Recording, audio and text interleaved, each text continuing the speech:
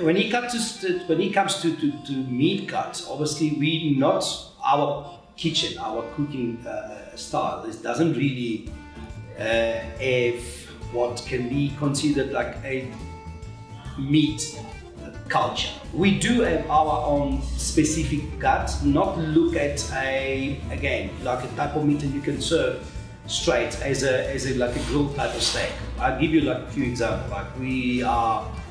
One of the most famous meat cuts in Italy would be the ossobuco, which is nothing else than a veal shank.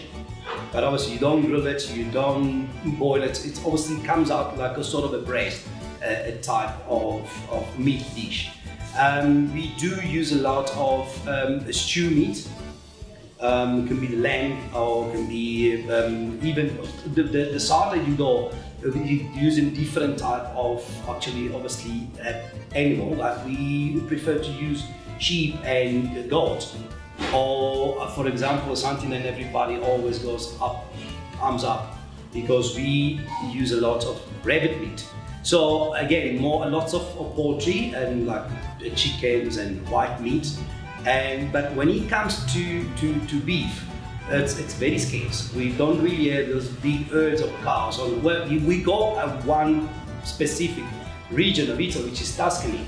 Then they're very worldwide famous because they have a specific type of cows, which is the Chianina cow, which is the most famous cut of meat of all of Italy, because it's literally nothing else than a very large, thick T-bone, which gets matured for aged actually. Of different stage of aging, and yeah, that's basically the most famous piece of meat in Italy that we have. Like we do a lot of pork, for example. I mean, I previously even said like the easiest, the more affordable and more acquirable type of meat cuts. That's what we use. But again, also buco is what I would say one that stands out of all the type of meat cut we use, as per our the veal, actually the veal steaks, which is nothing else than veal. It's sort of you want to call it an escalope type of cut, so very thin slice of meat, then gets cooked. What we do our saltimbocca, which is a combination of meat, cheese, parma ham, and various herbs.